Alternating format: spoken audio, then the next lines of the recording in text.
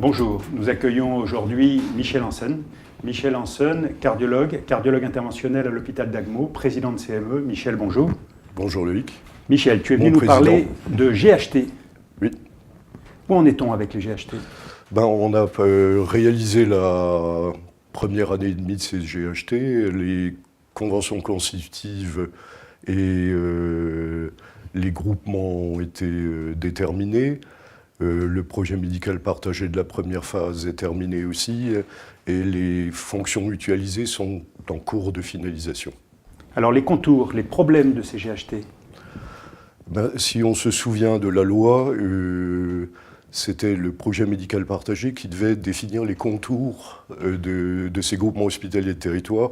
Or, les ARS ont fait l'inverse, ce qui n'est pas probant, et ce qui fait qu'on détermine à l'heure actuelle à peu près 15 à 20% de GHT qui posent problème. Il va falloir rattraper ça. Est-ce que tu vois une évolution à court et moyen terme de ces GHT? Comment vois-tu les choses?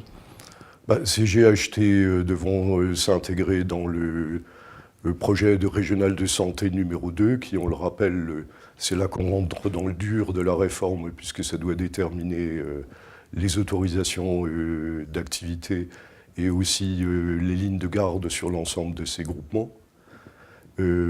Après, il y aura l'intégration du médico-social, qui pour beaucoup de GHT n'est pas fait.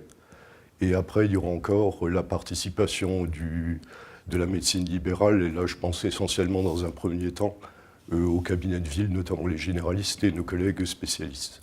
Alors il y a les implications financières. Parle-nous du contexte financier national. On ne peut pas dire qu'il soit excellent, puisque en décembre 2017, il a été déterminé que les hôpitaux publics avaient 1,5 milliard de déficit, alors qu'en 2016, c'était 460 millions, ce qui était déjà pas mal, mais là c'est le triple.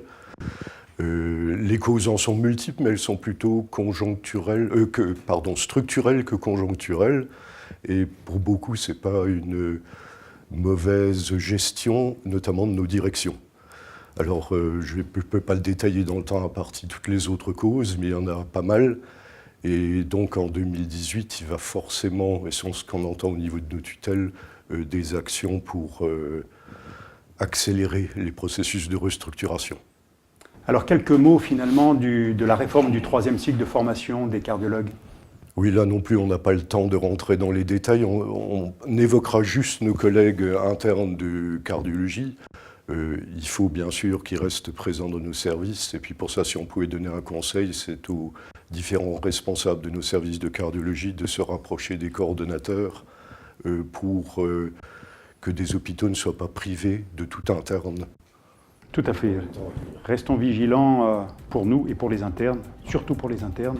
Alors les GHT, Michel, c'est possiblement un tremplin si elle est médicalisée. J'ai bien compris qu'il faut s'atteler à un projet médical commun et qu'il faut médicaliser les GHT si on veut pouvoir en faire un atout. Merci Michel.